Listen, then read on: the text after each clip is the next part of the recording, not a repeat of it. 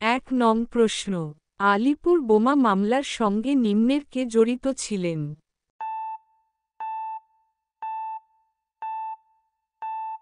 সঠিক উত্তর ডি অরবিন্দ ঘোষ।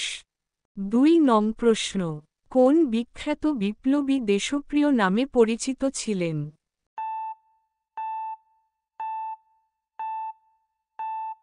সঠিক উত্তর ডি যতীন্দ্রমোহন সেনগুপ্ত। ৩ নং প্রশ্ন, নওজোয়ান ভারত সভাকে প্রতিষ্ঠা করেন?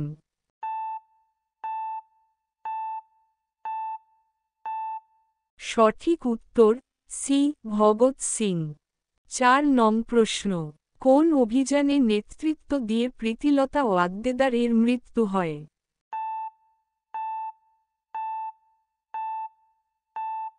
সঠিক উত্তর ডি পাহাড়তলি ইউরোপীয় ক্লাব আক্রমণ।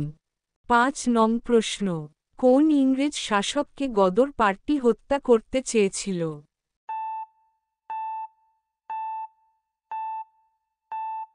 সঠিক উত্তর বি হার্ডিঞ্জ। ৬ নং প্রশ্ন, ভারতে জাতীয়তাবাদের পক্ষে যুক্তি সাজাতে গিয়ে অনেক জাতীয়তাবাদী নেতা ভগবত গীতার ওপর উক্তি করেছেন নিম্নলিখিতদের কে এর ব্যতিক্রম?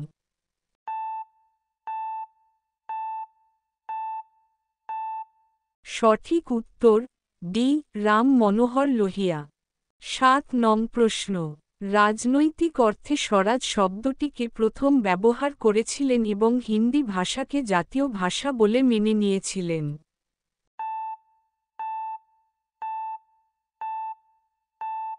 সঠিক উত্তর ডি বাল গঙ্গাধর তিলক। ৮ নং প্রশ্ন, রামপ্রসাদ বিসমিলের নাম কিসের সঙ্গে জড়িত?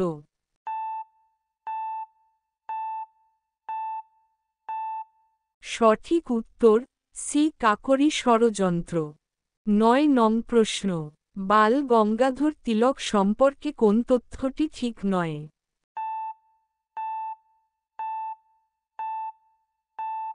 সঠিক উত্তর ডি তিনি এজ অফ কনসেন্ট বিলের সমর্থন করেন।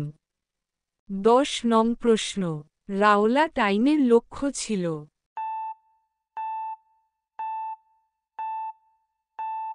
সঠিক উত্তর বি বিনা বিচারে কারাবাস এবং বিচারের সারসংক্ষেপ পদ্ধতি পরীক্ষা।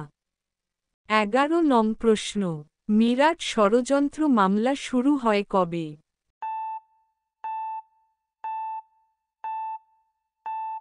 সঠিক উত্তর এ ১৯২৯ খ্রিস্টাব্দে। ১২ নং প্রশ্ন, ১৯১২ খ্রিস্টাব্দে লর্ড হার্ডিঞ্জের বিরুদ্ধে আক্রমণ কে করেছিলেন?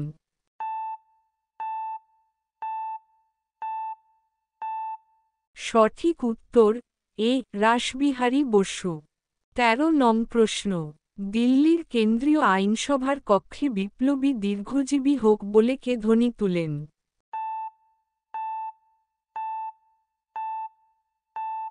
সঠিক উত্তর এ ভগৎ সিং। ১৪ নং প্রশ্ন, অনুশীলন সমিতির প্রতিষ্ঠাতা কে ছিলেন?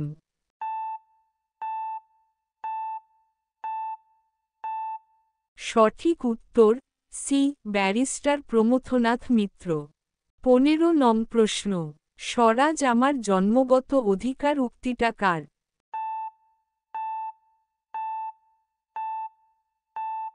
সঠিক উত্তর এ বাল গঙ্গাধর তিলক। ১৬ নং প্রশ্ন, কে বলেছিলেন স্বরাজ আমার জন্মগত অধিকার?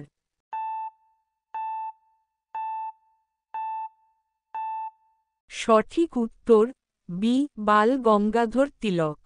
১৭ নং প্রশ্ন, ১৯০৫ খ্রিস্টাব্দে শ্যামজি কৃষ্ণবর্মা কোথায় ইন্ডিয়ান সোসাইটি প্রতিষ্ঠা করেন?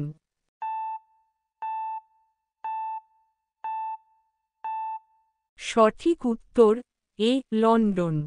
১৮ নং প্রশ্ন, লর্ড হার্ডিঞ্জের উপর কে বোমা নিক্ষেপ করেন?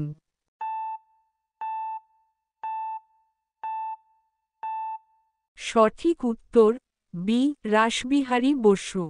১৯ নং প্রশ্ন, ইনকিলাব জিন্দাবাদ স্লোগানটি কার?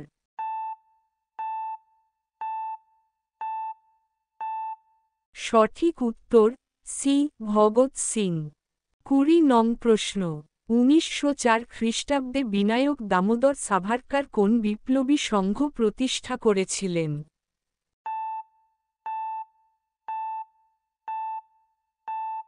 সঠিক উত্তর এ অভিনব ভারত।